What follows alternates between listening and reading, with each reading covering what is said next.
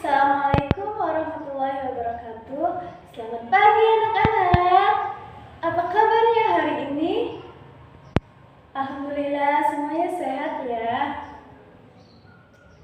Hari ini kita akan belajar tentang tema 1, subtema 1, pembelajaran 1 tentang organ gerak hewan dan manusia.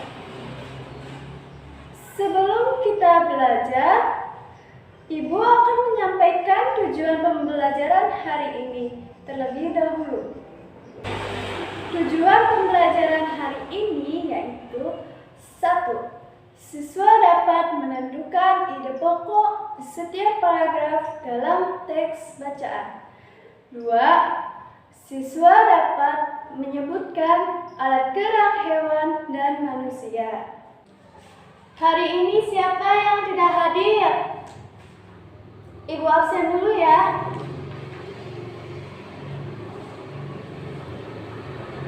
Abid Rifki ada. Abdul Hafiz Zailani ada. Andini Nur Amelia ada.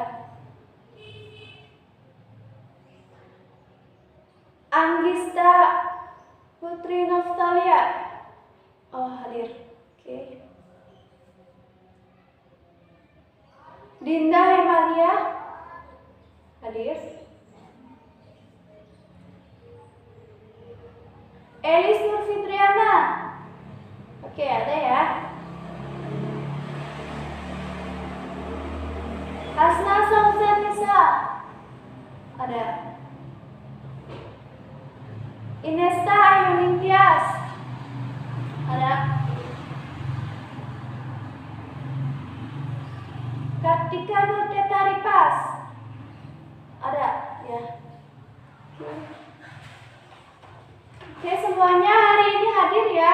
Alhamdulillah. Sebelum memulai pembelajaran hari ini, mari kita membaca doa terlebih dahulu. Silakan Abdul Hafi pimpin doa.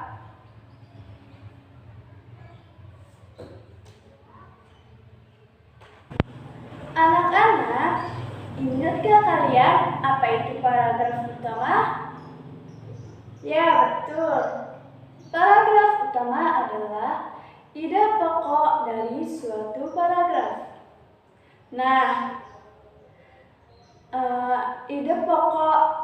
apabila ide pokok terletak di awal kalimat, disebut dengan deduktif.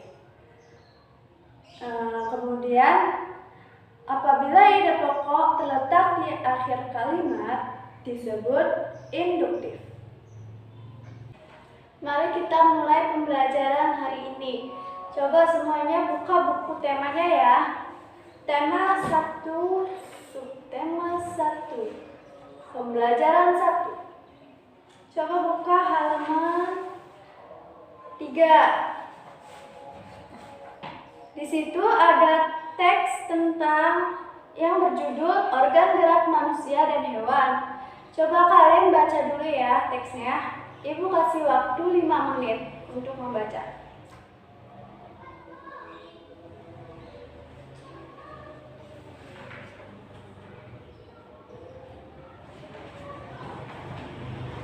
Setelah kalian membaca teks tersebut, Ibu mau tanya.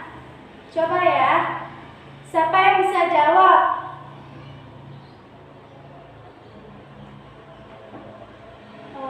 Ide pokok pada paragraf 1 terdapat pada kalimat berapa? Coba siapa yang bisa jawab? Oke, Dinda coba jawab. Ya, betul. Paragraf 1, ide pokok pada paragraf 1 terletak pada kalimat pertama, yaitu salah satu ciri dari makhluk hidup adalah bergerak. Selanjutnya, Ibu tanya sama Elis, Coba Elis. Ide pokok pada paragraf kedua terdapat pada kalimat berapa?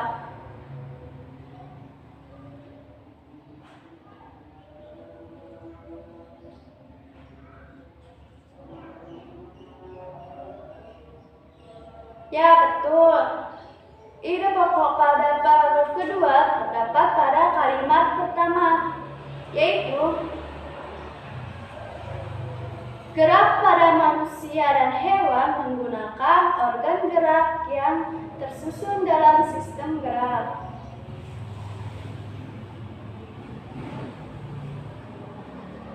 Selanjutnya, siapa yang bisa jawab? Angkat tangan. Pada paragraf ketiga terdapat ide pokok di mana? Di kalimat pertama atau terakhir?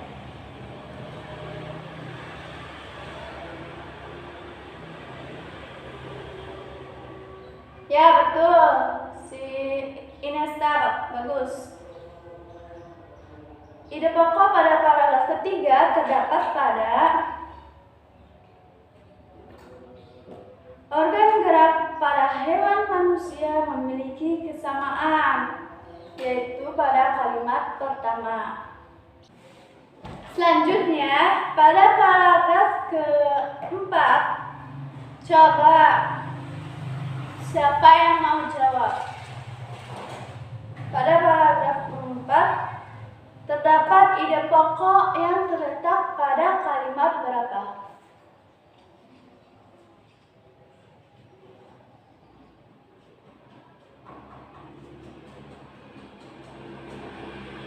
Ya, Hasna.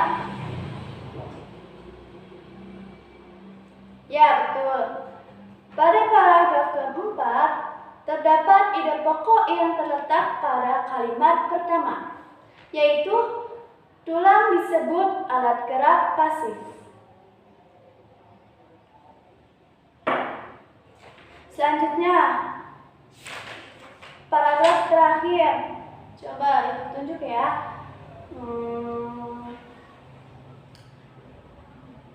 Abdul Hafi, coba jawab. Pada paragraf kelima terdapat ide pokok yang terletak pada kalimat berapa?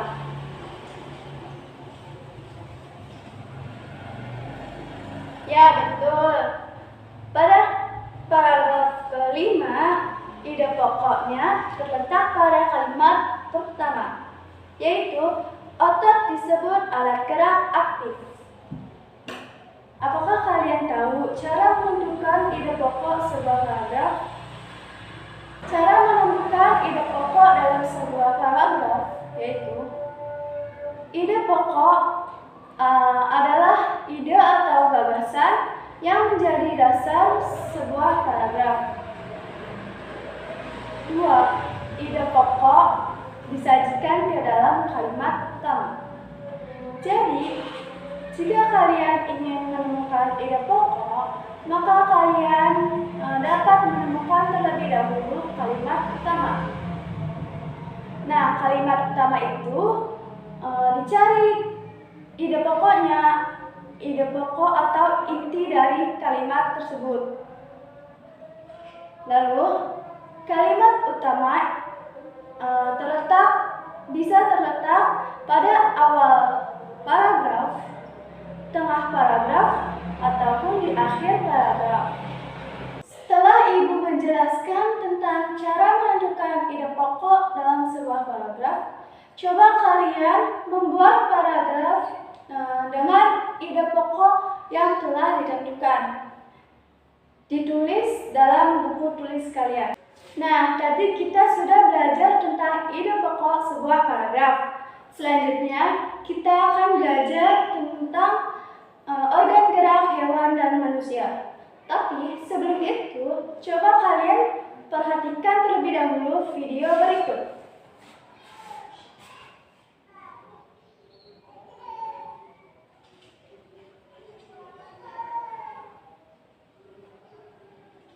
Berdasarkan dari video tadi, kita dapat mengetahui bahwa hewan bergerak dengan cara yang berbeda-beda. seperti kuda dengan berlari, burung dengan terbang, ikan dengan berenang, dan kelinci dengan melompat. Tahukah kalian, bergerak merupakan salah satu ciri dari makhluk hidup. Gerak pada manusia dan hewan menggunakan alat gerak yang tersusun dalam sistem gerak. Organ gerak ini berguna untuk berlari, berjalan, melompat, memanjat, berenang, dan lain sebagainya.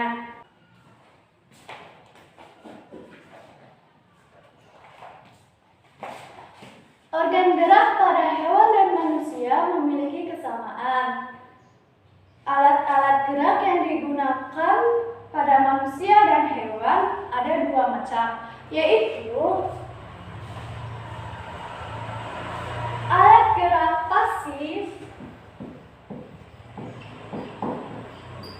berupa tulang,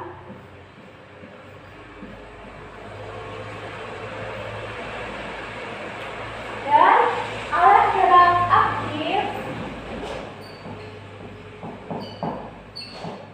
berupa otot. Nah, kedua alat gerak ini akan bekerja sama dalam melakukan pergerakan. Kerjasama antara kedua alat gerak ini membentuk suatu sistem yang disebut dengan sistem gerak. Selanjutnya, tulang disebut alat gerak pasif.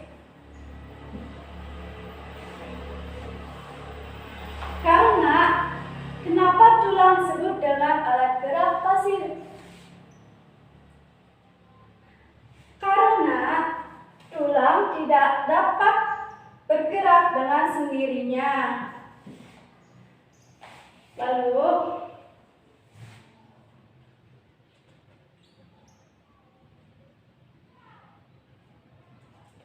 tetapi tulang dapat mempunyai peranan yang besar dalam sistem gerak manusia dan hewan.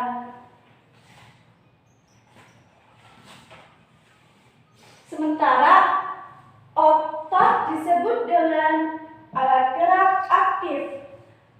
Kenapa otot disebut dengan alat gerak aktif? Ya, betul.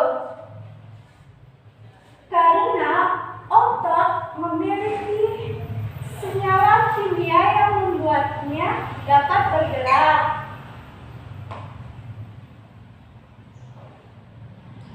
Pada saat otot menempel pada tulang bergerak, maka otot tersebut akan membuat tulang bergerak.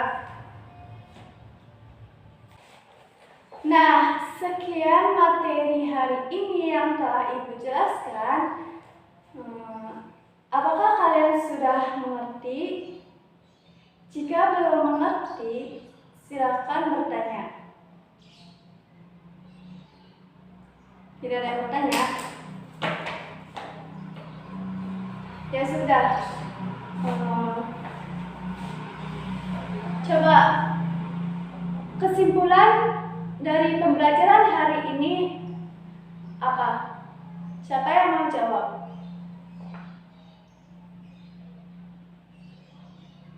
Coba Kartika jawab.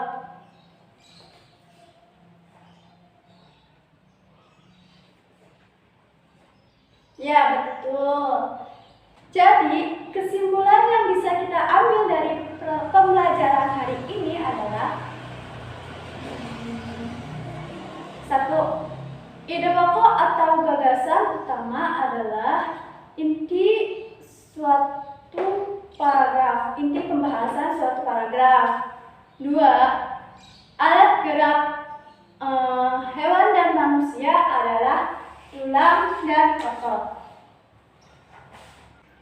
Sekarang Ibu kasih tugas untuk kalian. Coba buka halaman 4 dan 5. Di situ ada ayo berlatih dan ayo menulis. Coba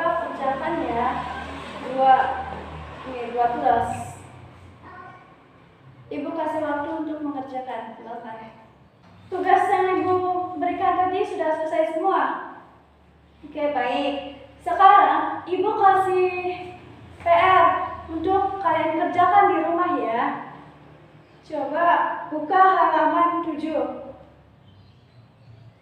Nah, PR-nya yaitu coba kalian amati hewan-hewan di sekitar rumah kalian.